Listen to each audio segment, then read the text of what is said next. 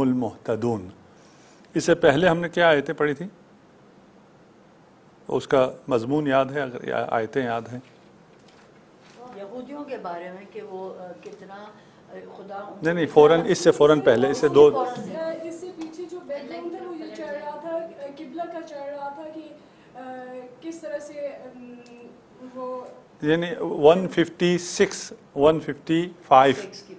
156 میں کیا تھا؟ ہاں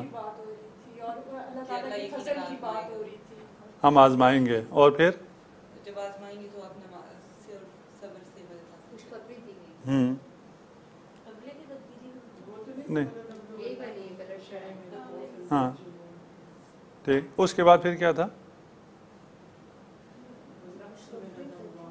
اِنَّ لِلَّهِ وَإِنَّا إِلَيْهِ راجعون. ٹھیک.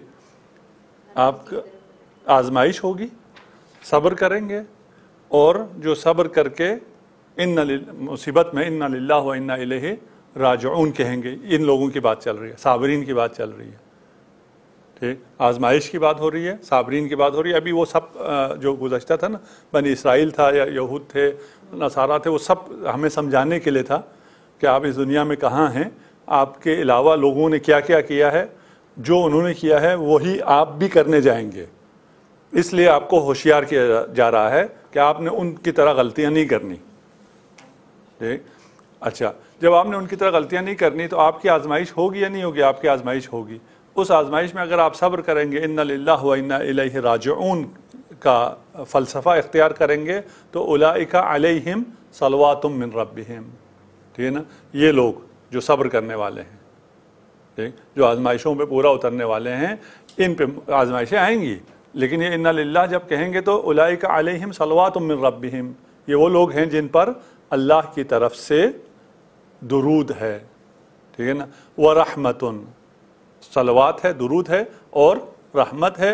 وَأُولَئِكَ هُمُ الْمُهْتَدُونَ، اور یہی وہ لوگ ہیں جو ہدایت یافتہ ہیں.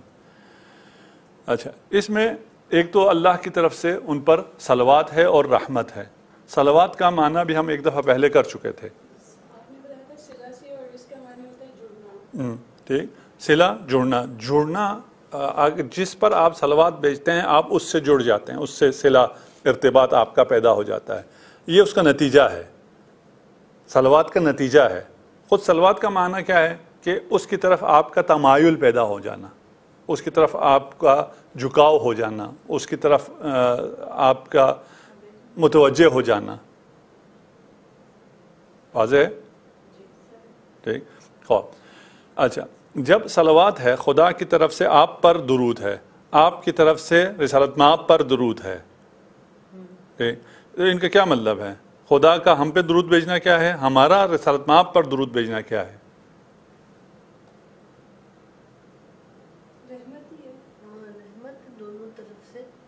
وہی رحمت کا کیا مطلب؟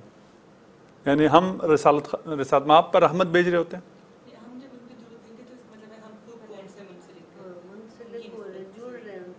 ہم ان سے نزدیک ہونا چاہتے ہیں. ٹھیک ہے نا؟ خواب. اور خدا جب ہم پر یا حضرت پر درود بھیجتا ہے،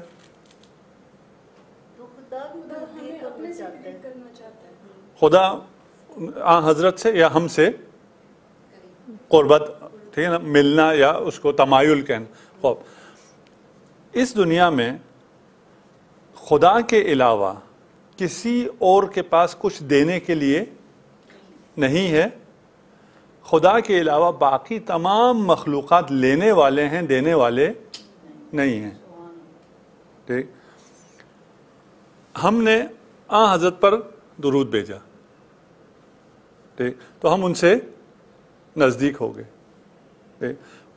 ہم جو حضرت سے نزدیک ہوئے ہیں، اس کے نتیجے میں حضرت کو رسول اللہ نے کیا کیا ہے؟ مزید عطا کیا ہے. ہم نے تو کچھ نہیں دیا نا. ہم نے جب رسالت مآب پر درود بھیجا، اچھا اللہ سے مانگے کہ ان پہ ہم نے درود بھیجا، ہم ان کے نزدیک ہوئے. ہم اگر ان کے نزدیک ہوئے تو اللہ کے نزدیک ہوئے نا. ٹھیک ہے نا؟ ان اللہ و ملائکتہ یصلون علی النبی، اللہ اور اس کے ملائکہ درود بھیجتے ہیں رسول خدا پر. تم مسلمانوں بھی درود بھیجو. ٹھیک. ہم جب درود بھیجتے ہیں تو ہم ان کے قریب ہو جاتے ہیں, ہم ان سے جڑ جاتے ہیں, صلہ صلوات. ٹھیک, جڑنے کے نتیجے میں ہم خدا سے نزدیک ہوتے ہیں. یہ خدا کی محبوب ترین ہستی. ہمارے نزدیک ہونے سے رسالت مآب کو بھی عطا ہوتی ہے, ہمیں بھی عطا ہوتی ہے, ہمیں بھی رحمت ملتی ہے, رسول خدا کو بھی رحمت ملتی ہے. ہمارے صلوات کے نتیجے میں, ہمارے درود کے نتیجے میں بھی ملا, رسالت مآب کو بھی ملا اور ہمیں بھی ملا. خود جب خدا صلوات بھیجتا ہے, درود بھیجتا ہے, ٹھیک, جو بڑا ہوتا ہے وہ اگر کسی کے قریب ہو جائے تو پھر دیتا ہے نا, لیتا تو نہیں ہے. ٹھیک ہے نا, وہاں بھی عطا ہے. واضح ہے؟ ٹھیک. ہر صورت میں اگر آپ اس کو اپنی پریکٹیکل لائف میں سمجھیں, ابھی صلوات سے نکل کر, کہ ہم اس دنیا میں جو کچھ کریں, جتنا بھی مال راہ خدا میں دے دیں, ہم دے نہیں رہے ہوتے, ہم لے رہے ہوتے ہیں. کیوں؟ اس لیے کہ ہم چھوٹے ہیں. چھوٹا کبھی دیتا نہیں ہے, چھوٹا ہمیشہ لیتا ہے. ٹھیک ہے نا, دے سکتا ہے, اس کے پاس ہے ہی کچھ نہیں, کیا دے گا. ٹھیک ہے نا. یہ بچہ جو ظاہراً آپ کو پیار دکھا رہا ہے, پیار دے رہا ہے, اس کے نتیجے میں یہ دے رہا ہے یا لے رہا ہے؟ آپ کی توجہ ملنے کے بعد یہ لے رہا ہے. ٹھیک ہے نا. اب اس کو جو ضد پوری کرنی ہے سب اس کی پوری ہو جائے گی. کیوں؟ اس لیے کہ وہ آپ سے قریب ہو گیا ہے. وہ آپ سے قریب کیوں ہوا ہے؟ لینے کے لیے, دینے کے لیے نہیں. اس نے کچھ دیا ہی نہیں ہے. ٹھیک. وہ بہت ہوا تو آپ نے ہی جو اس کو کچھ دیا ہوا ہوگا, وہ اس میں سے کوئی ایک لقمہ اٹھا کے آپ کے منہ میں ڈال دے گا. ٹھیک. اس کے نتیجے میں آپ خوش ہو جائیں گے, خوش ہو کے اس کو مزید دیں گے. اس نے تو آپ کو کچھ بھی نہیں دیا. اس کائنات میں چھوٹا کچھ نہیں دیتا, چھوٹا ہمیشہ لیتا ہے. ٹھیک. ہم اگر کوئی عمل خیر کرتے ہیں, کوئی چیریٹی کرتے ہیں, تو ہم دیتے نہیں ہیں, ہم اس چیریٹی میں بھی لے رہے ہوتے ہیں. کیونکہ اس چیریٹی کے نتیجے میں ہم خدا سے نزدیک ہوتے ہیں. خدا سے جتنا نزدیک ہوتے ہیں اتنا اس کا فیض بڑھ جاتا ہے, اس کی عطا بڑھ جاتی ہے. واضح ہے؟ ٹھیک. پھر ہمیں دینے میں کوئی مشکل نہیں ہونی چاہیے, بلکہ یہ دینا ہے ہی نہیں, ہمیں لینے میں کوئی مشکل نہیں ہونی چاہیے. ٹھیک. جتنا ہم خدا سے لے سکتے ہیں ہمیں لینا چاہیے, اور خدا آپ کو صرف اور صرف دیتا ہے, آپ سے لیتا نہیں ہے. ٹھیک. یہی حال انبیاء کا بھی ہے, اولیاء کا بھی ہے, معصومین کا بھی ہے. وہ بھی آپ سے کچھ لیتے نہیں ہیں, وہ آپ کو دیتے ہی ہیں. البتہ وہ آپ کو جو دیتے ہیں وہ خدا سے لے کے دیتے ہیں, یعنی وہ صرف شفاعت کرتے ہیں. ٹھیک ہے نا. وہ جو کچھ ہے وہ خدا کا ہے. یہ شفیع ہیں. یہ اگر آپ ان سے قریب ہو گئے تو اس کا مطلب ہے آپ خدا سے قریب ہو گئے. آپ نے انہیں خوش کیا, اس کا مطلب ہے آپ نے خدا کو خوش کیا ہے. ٹھیک. اور ان لوگوں پر کیا ہے؟ آزمائشیں ہیں, اور ان آزمائشوں میں کامیاب ہونے کے نتیجے میں ان کو کامیابی ملے گی. کامیابی کیا ہے؟ ان پر رحمتیں ہوں گی. ان پر رحمتیں ہونے کا مطلب کیا ہے؟ انہیں ہدایت ملے گی. اولئک هم المہتدون. ایکسکیوز می, یہ جو آپ نے کہا نا کہ معصوم جو ہوتے ہیں اللہ سے لے کر دیتے ہیں, پھر آج کل بہت سے لوگ یہی کہتے ہیں نا کہ معصومین سے نہیں مانگنا چاہیے اور بس اللہ سے مانگنا چاہیے. یہ کلیئر کر دیں. یہ اس پہ ہم نے مفصل بات کی ہے نا, شاید اس دن آپ نہیں تھی, رمضان میں ہم نے اس پہ مفصل بات کی ہے. ہاں ٹھیک. اس پہ ہم نے مفصل بات کی ہے کہ ہم جب معصومین سے مانگتے ہیں, ٹھیک, تو اس کا مطلب یہ نہیں ہوتا کہ ہم اللہ کو چھوڑ کر ان سے مانگ رہے ہوں. یہ شرک ہے. ٹھیک ہے نا. مثلا میں اگر چھٹی لے رہا ہوں اور وہ چھٹی کی درخواست میں کسی کلر کے ٹیبل پہ رکھ رہا ہوں, ٹھیک, تو میں اس سے چھٹی لے رہا ہوں؟ نہیں. میں یہ تو کیونکہ اس نے وہاں جانا ہے, باس کے پاس, پرنسپل کے پاس, جس کے پاس بھی جانا ہے, یہ اس کے ٹیبل پہ اس لیے رکھ رہا ہوں کہ وہاں سے چھٹی ملے. یہ کل کو وہ کہے گا تم نے اس سے کیوں چھٹی لی, کیونکہ ٹیبل پہ, اس کے ٹیبل پہ درخواست رکھ دی تھی. نہیں. ٹھیک ہے نا. ہم اگر خدا کے مقابل میں کسی اور کو, خدا کے مقابل میں آپ اس سے مانگیں گے, وہ شرک ہے. لیکن خدا سے مانگنے کے لیے اگر آپ مانگیں گے, یہ شرک نہیں ہے. خدا سے مانگنے کے لیے یہ نہیں آپ اس کو یہی کہیں کہ آپ خدا سے لے کے دیں, آپ کہ نہیں آپ دے دیں. مطلب یہی ہے, آپ کہاں سے دیں گے؟ نیت آپ کا وہ ہے. آپ کا ایمان نا, نیت بھی نہیں چاہیے. ٹھیک ہے نا. نیت بھی نہیں چاہیے کہ ہر دفعہ آپ نیت کریں کہ میں رسول خدا آپ سے یہ دعا کر رہا ہوں کہ آپ خدا سے لے کے, یہ نیت کرنے کی ضرورت بھی نہیں ہے. آپ کا ایمان یہ ہونا چاہیے کہ اس کائنات میں ہر چیز خدا کی ہے, ٹھیک ہے نا, سب اسی کے اختیار میں ہے. اس نے کچھ لوگوں کو شفیع قرار دیا ہوا ہے, کچھ اس کے پسندیدہ بندے ہیں, کچھ مرتضیٰ ہیں, کچھ مصطفیٰ ہیں, اس کا خود اس نے انتخاب کیا ہے. ہم انتخاب نہیں کر سکتے ہیں. ٹھیک, اگر ہم خود اپنے آپ میں سے کسی ایک کو چن کے کہیں یہ سب سے مقدس ہے اور پھر ہم اس کے ذریعے خدا سے مانگیں گے, نہیں, ہمیں کہاں سے یہ حق پہنچتا ہے کہ ہم خود آ کے کسی کو چن لیں؟ ہمیں کیا پتا خدا کے نزدیک کون بہتر ہے؟ خود خدا کا منتخب کیا ہوا بندہ, اس سے اگر مانگتے ہیں تو پھر یہ شرک نہیں ہے, اس سے مانگ سکتے ہیں, اس سے ڈائریکٹ مانگ سکتے ہیں. ٹھیک ہے نا, یہ بھی نہیں ہے کہ آپ کہیں اس سے ایسی عبارت لے کے آئیں جو انڈائریکٹ مانگی جائے. ٹھیک, اس میں پھر آیات روایت کے ساتھ مفصل بحث کی تھی, اس کو آپ پھر شاید ہو اس پر انٹرنیٹ پہ اس کو سن لیجئے گا. هو الذی یصلی علیکم, جی جی, وملائکتہ لیخرجکم من الظلمات الی النور, سورہ احزاب کی آیت ہے.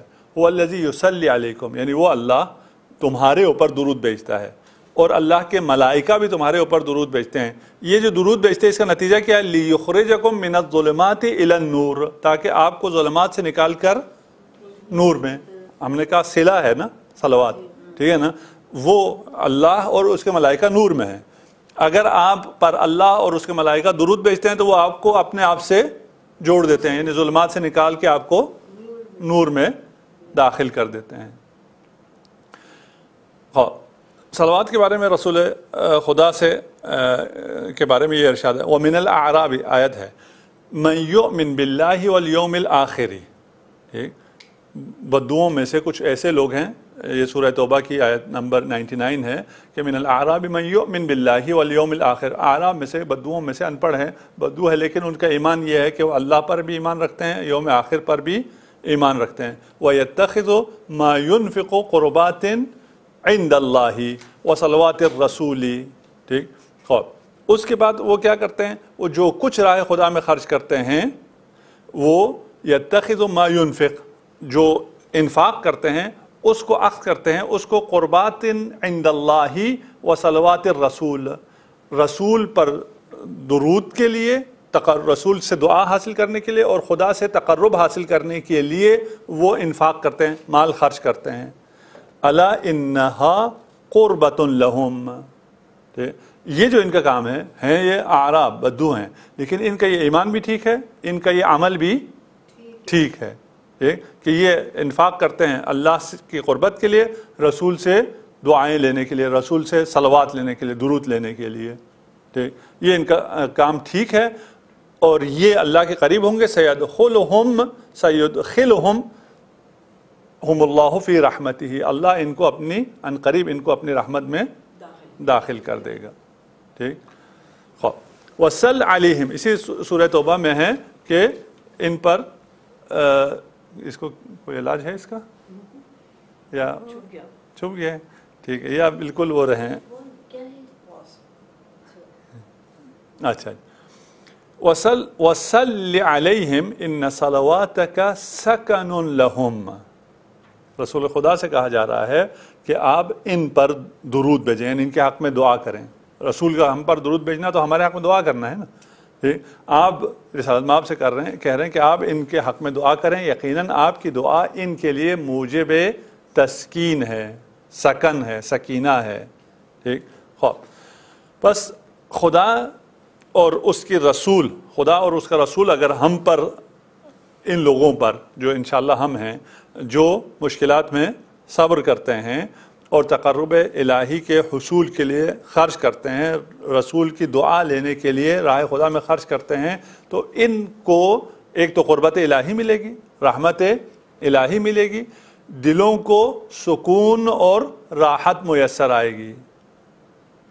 کیوں؟ اس لیے کہ خود قرآن کہہ رہا ہے کہ ان پر صل علیہم, ان پر درود بھیجیے, یعنی ان کے حق میں دعا کیجیے. ان صلواتک سکن لہم, نبی کی دعا ہمارے لیے سکون ہے، اور اولئک هم المہتدون، اور ہم پھر اس کا لازمی نتیجہ یہ ہے کہ ہم ہدایت پر ہوں اور سعادت سے ہم کنار ہو جائیں۔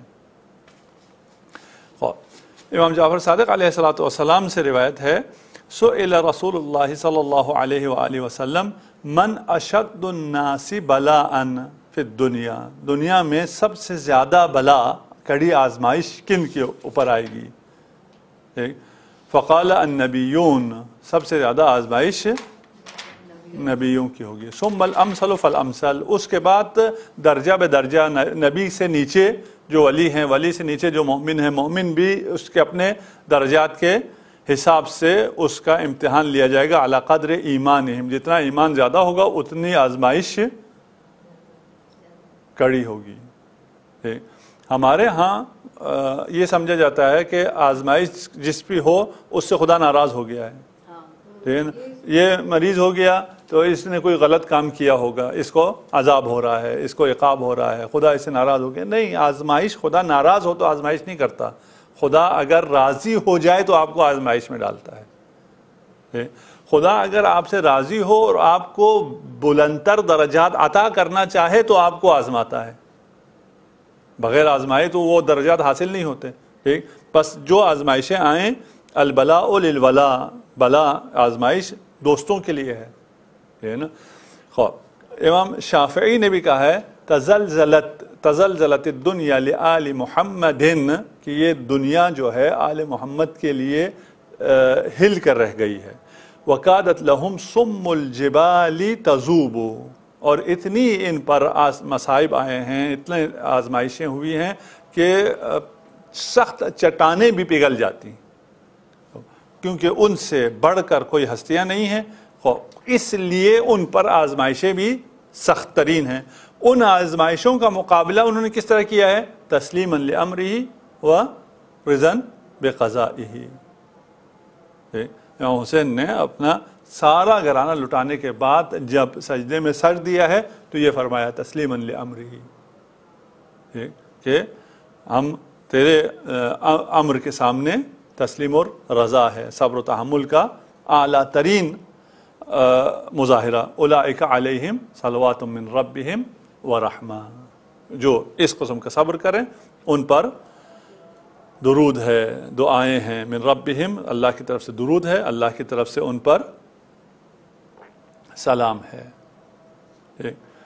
خوب یہاں جب ہم علیہ السلام کہتے ہیں، اس کو آپ پھر تفسیر الکوثر میں دیکھ لیجئے، وہاں حوالوں کے ساتھ سارا لکھا ہوا ہے۔ پھر بعض لوگ یہ ہم شیعہ امامیہ پر یہ اعتراض کرتے ہیں کہ یہ ائمہ کو، اپنے ائمہ کو علیہ السلام کہتے ہیں۔ یہ تو خدا نے خود درود بھیجا ہوا ہے نا، ٹھیک ہے نا؟ اس کے بارز ترین، سب سے بہترین مصداق یقیناً ائمہ ہے، ٹھیک ہے نا؟ یہ انا للہ و انا الیہ راجعون، یہ تمام آزمائشیں جو امام حسین سے بڑھ کر تو کسی کی آزمائش نہیں ہوئی پوری تاریخ انسانیت میں، ٹھیک ہے؟ خوب امام حسین پر اللہ کا درود ہے، اللہ کی رحمت ہے، تو سلام کہنے میں کوئی مشکل ہے؟ علیہم السلام کہنے پر۔ پھر صحیح بخاری میں اور باقی تمام اس میں بھی یہ موجود ہے، علیہ السلام ائمہ کے لیے، ائمہ کے نام کے ساتھ صحیح بخاری علیہ السلام لکھتا ہے، وہ شیعہ ہو گیا۔ نہیں مگر کیوں، وائی ڈو دے آبجیکٹ، کیا آبجیکشن اس میں کیا ہے؟ وہ کہتے ہیں صرف انبیاء کے لیے ہے علیہ السلام، ٹھیک ہے نا؟ آپ یہ کہہ رہے ہیں یہ صحیح نہیں ہے، رضی اللہ کے ہیں، ٹھیک ہے نا؟ یہ آج کل کے وہ ہے، ہم کہہ رہے ہیں جب صحیح بخاری میں علیہ السلام ہے، صحیح بخاری کو کوئی مشکل نہیں ہے، ٹھیک، اور ان پروگراموں میں کوئی، اور باقی کتابوں میں کوئی مشکل نہیں ہے۔ صحیح بخاری میں اگر آپ باقی خلفاء کا یا اصحاب کا نام دیکھیں تو بالکل سیدھا سیدھا نام لکھا ہوا ہے، کوئی رضی اللہ بھی نہیں لکھا ہوا ہے، ٹھیک؟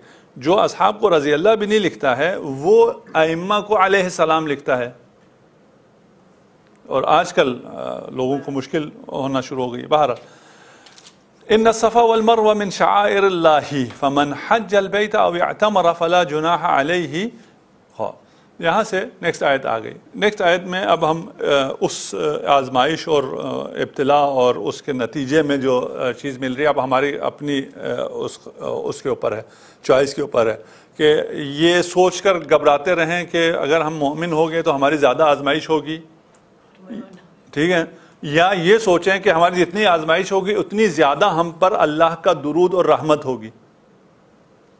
یہ ہمارے اپنے ذہن کی بات ہے نا کہ ہم اس کو کیسے لیتے ہیں, ٹھیک, کہ ہم یہ کہیں کہ اگر ہم مومن ہو گئے مومنہ ہو گئے تو ہماری پابندیاں بڑھ جائیں گی, ہم پر آزمائشیں بڑھ جائیں گی, ہمیں یہ دنیا آرام اور عیش میں گزارنی ہے تو یہ بات کی بعد میں دیکھی جائے گی. یہ ہے یا نہیں, ہمیں اسی دنیا میں بھی سکون ملے گا. ٹھیک, صلی علیہم رسول آپ سے علی اسی دنیا کے لیے کہا جا رہا ہے نا کہ ان پر ان کے لیے دعا کرو, ان پر درود بھیجو. کیوں؟ اس لیے کہ آپ کی دعا ان کے لیے سکون لے کے آئے گی, سکینہ لے کے آئے گی. خوب یہ سکون کدھر؟ قیامت میں, جنت میں نہیں, اسی دنیا میں. اسی دنیا میں انہی تمام آزمائشوں میں آپ انتہائی سکون میں ہوں گے. ٹھیک, خوب اس ہمت دے دیتا ہے جب بہت تکلیف بھی ہوتی ہے, آزمائشیں بھی ہوتی ہیں, تو خدا اس میں ایک سکون بھی دیتا ہے اس چیز کے لڑنے کے لیے. نہیں, برداشت کی ہمت بھی دیتا ہے. برداشت کی ہمت کی بات نہیں کر رہے ہم, ایمان دیتا برداشت کی ہمت کی بات نہیں کر رہے. آپ اسے بہت زیادہ انجوائے بھی کریں گے, ٹھیک ہے نا. اس ابتلا کو, وہ ابتلا آپ کو جب رحمت دے رہی ہے اور اللہ کا درود آپ کے اوپر آ رہا ہے تو آپ صرف برداشت کی حد تک کیوں رہ گئے؟ برداشت تو سب کرتے ہیں, برداشت کرنے کے علاوہ چارہ کیا ہے؟ اگر ایک آدمی مریض ہو گیا ہے, ٹھیک, وہ برداشت کرے نہ کرے کیا ہوگا؟ کرنا پڑے گا بالآخر, ٹھیک ہے نا. برداشت کرنا یا برداشت کی طاقت بھی سب میں آ جاتی ہے, ٹھیک ہے. جس کا بھی کوئی جوان بچہ مر جائے فلان ہو جائے, سب میں, وہ مومن ہو یا کافر ہو یا منافق ہو یا جو مرضی ہو, اس کا ایمان ضعیف ہو, برداشت وہ بھی کر جاتا ہے. ٹھیک, یہاں برداشت کی بات نہیں ہو رہی ہے. ان کے نتیجے میں اللہ کا درود, اللہ کا درود کا کیا مطلب ہے؟ ابھی ہم نے آیت پڑھی تھی نا, اللہ کا درود کا مطلب یہ ہے کہ آپ کو ظلمات سے نکال کر نور, ہدایت. ٹھیک ہے نا. آپ ٹھوب اندھیرے سے نکل کر نور میں آ جائے, آپ کہیں میں نور کو برداشت کر رہی ہوں, یہ کہیں گے نہیں, میں برداشت نہیں کر رہا نور کو, میں نور کو انجوائے کر رہا ہوں. تو اگر یہ آزمائشوں کو مطلب انجوائے کرنے کی کیپیسٹی بلڈنگ کیسے آئے گی؟ یہ اگر یہی سمجھ میں آ جائے نا, جی اگر یہی سمجھ میں آ جائے, ٹھیک, کہ یہ آزمائشیں کیوں ہیں, جی ٹھیک. اچھا, ایک اور مثال سے, ابھی شاید ہم ادھر سے رہ جائیں تھوڑا سا, لیکن اس کو سمجھنے کے لیے, کیونکہ پریکٹیکل لائف میں بہت زیادہ وہ ہے. مومن اور منافق میں فرق جو ہے وہ یہ ہے, ایک بچہ ہے وہ ماں کی گود میں ہے, ٹھیک, کیونکہ وہ ماں کی گود میں آغوش میں ہے تو وہ سکون میں ہے, ٹھیک, اسے کوئی خوف نہیں ہے. درمیان میں اس کے کہیں حلق میں نوالا پھنستا ہے تو ماں اس کو الٹا کر کے اس کے مارے گی بھی. کوئی اور چیز وہ لینا چاہ رہا ہے, اس کو اس کا ہاتھ کے کچھ ہو سکتا ہے مار بھی دے یا کھینچ بھی دے یا فلان کچھ بھی کرے, کبھی اس کو الٹا بھی لٹکا دے, یہ سب کچھ کر رہے, یا کہیں ڈاکٹر کے پاس لے جا کے اس کو انجیکشن بھی لگوا دے, یہ سب اس کے ساتھ ہو رہا ہے. ساری مشکلات میں یہ بچہ ہے, لیکن ہے کہاں؟ ماں کے آغوش میں ہے, ٹھیک. انجیکشن لگے, جو مرضی ہو, وہ دوبارہ ماں کے پاس آتا ہے اور اس کو سکون مل جاتا ہے یا نہیں ہے؟ ٹھیک, مشکلات میں ہے لیکن اس کے اوپر کوئی خوف نہیں ہے, سکون ہے اسے. یہ نہیں کہ اس کو مشکلات نہیں ہیں, ٹھیک. خواب خدا کیا ہے؟ الحمدللہ رب العالمین, ٹھیک ہے نا. خدا ہمارا رب ہے, ٹھیک. ہم تعبیر غلط ہے لیکن خدا کی آغوش میں ہیں, خدا کی رحمت کی آغوش میں ہیں, خدا کے درود کی آغوش میں ہیں, ٹھیک. جسے یہ معلوم ہو کہ بھائی ہاں ابھی مشکل آ رہی ہے, نہیں کہ نہیں مشکل آ رہی ہے, لیکن میں ہوں کہاں؟ میں رحمت خدا کے آغوش میں ہوں, میں درود خدا کی آغوش میں ہوں. یہ سارے مسائل اس کے لیے کچھ بھی نہیں رہ جاتے, ٹھیک. اس کا بالکل ایک بچے کا کانسیپٹ تبدیل ہو جاتا ہے ماں کی گود میں ہونے کی وجہ سے, تو انسان کا کیوں تبدیل نہیں ہوتا ہے خدا کی رحمت کے آغوش میں ہونے کی وجہ سے؟ ٹھیک, اسے پتا ہے یہ کچھ سب کچھ ہو رہا ہے لیکن یہ سب کچھ میرے حق میں ہو رہا ہے. ٹھیک, مجھے بہتر بنا یہ سب میرے حق میں ہو رہا ہے. بچے کو بھی پتا ہے ماں اگر ہے اور مجھے انجیکشن لگ رہا ہے تو یہ میرے حق میں ہو رہا ہے. اگر ماں نہ ہو اور اس کے ساتھ اس سے بہت کم بھی ہو جائے تو اس پہ بہت زیادہ برا اثر پڑتا ہے. اسے یہ پتا ہے کہ یہ ماں ہے, ماں نے مجھے اپنے آغوش میں رکھا ہوا ہے, یہ جو کچھ ہو رہا ہے یہ میرے حق میں ہو رہا ہے, یہ مجھے پروٹیکٹ کر رہی ہے, مجھے میری پرورش کر رہی ہے. تو ہمیں بھی یہ پتا اگر ہو کہ یہ جو کچھ ہو رہا ہے یہ ہمارے حق میں ہو رہا ہے, اس لیے کہ یہ سب کچھ اس کے کنٹرول میں ہے جس کے ہم رحمت کے آغوش میں ہیں. کوئی بھی چیز اس کے خلاف جا ہی نہیں سکتی. اگر کوئی چیز اس کے خلاف نہیں جا سکتی اور ہم اس کے ساتھ ہیں تو کوئی چیز ہمارے خلاف نہیں جا سکتی. لیکن آزمائش ہوگی.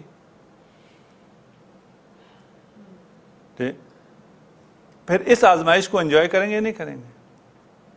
اسی آزمائش کو, اسی سختی کو انجوائے کریں گے. یہ نہیں کہ یہ سختی سختی نہیں رہے گی, سختی نہ رہی تو امتحان نہ ہوا. ٹھیک ہے نا. اگر سختی نہ ہو, آپ کو ٹمپریچر ہو, ٹمپریچر میں آپ بالکل فریش ہوں تو پھر تو بخار سے آپ کو آزمایا نہیں گیا نا. ٹھیک, آپ نڈال ہو جائیں گے, آپ سے بستر سے اٹھا نہیں جا رہا ہوگا, یہ سب کچھ ہو رہا ہوگا.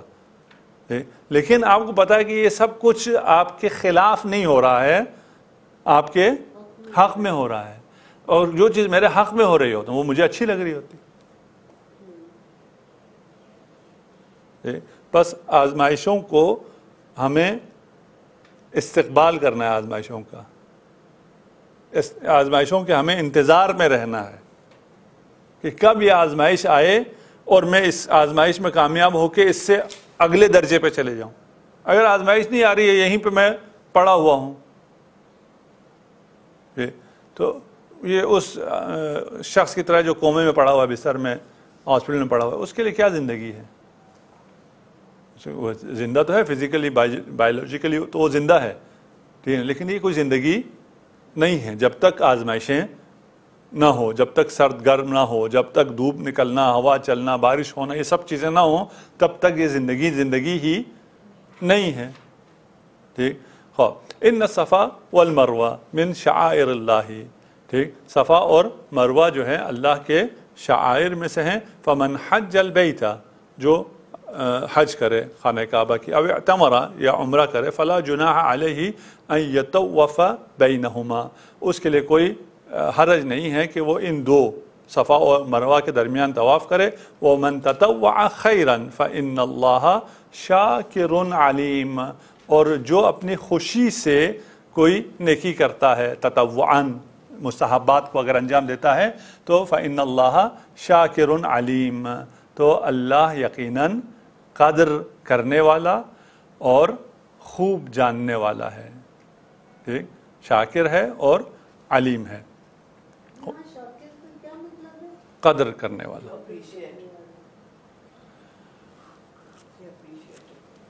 ٹھیک, اچھا, ایک تو صفا ہے. صفا ہم سب کو پتا ہے, انشاءاللہ سب نے خانہ کعبہ کی زیارت کی ہوئی ہے, حج عمرہ کیا ہوا ہے, نہیں کیا ہوا تو سب کو نصیب ہو انشاءاللہ.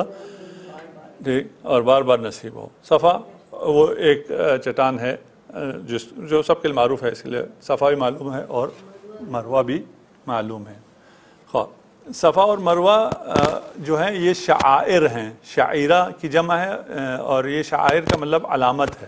وہ علامت جو کسی دینی تعلیمات کے لیے محسوس مظہر ہو. یعنی کوئی دینی تعلیمات ہیں, اس کے لیے ایک تو وہ ہے آپ کی عبادتیں, آپ کا نماز پڑھنا, روزہ کرنا.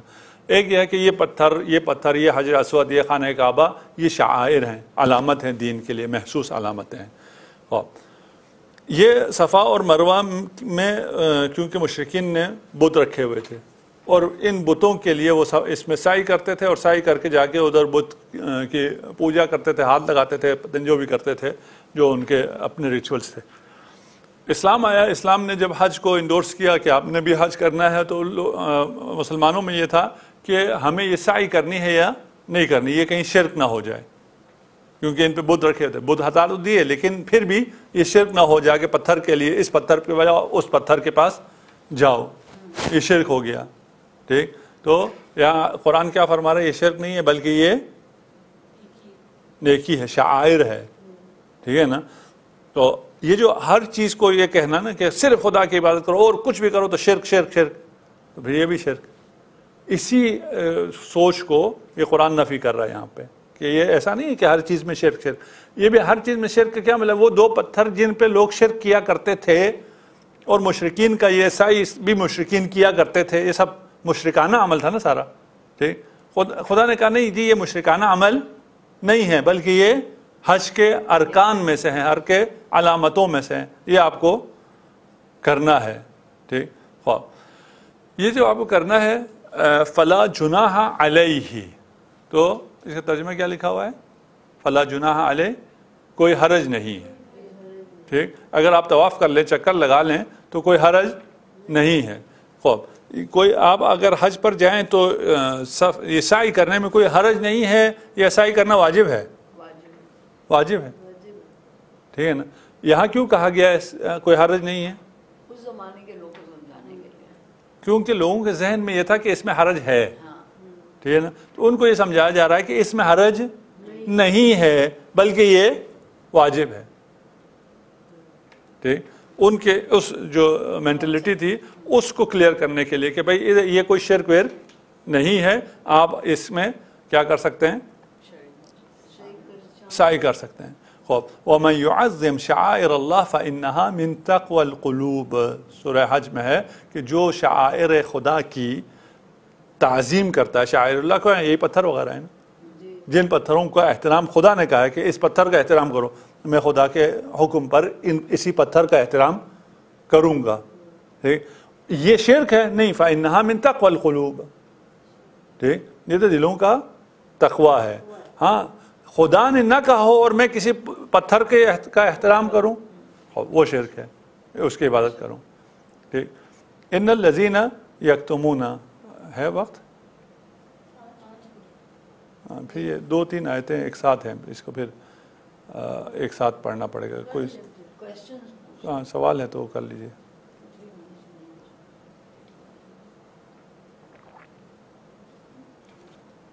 کئی دفعہ مجھے لگتا ہے میرے کوئی آزمائش ہی نہیں ہے تو میں پتہ نہیں کون. چلو 16 گولی کھاتی ہوں.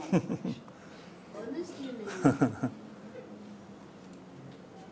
آپ کا ایمان اتنا ہے کہ آپ کو محسوس نہیں ہوگا. ہاں، ایسی بات میں آپ کو اچھی طرح جانتے ہیں، آپ کو بہت آزمائش ہے. یہاں کا پریشانی نہیں ہے صحت.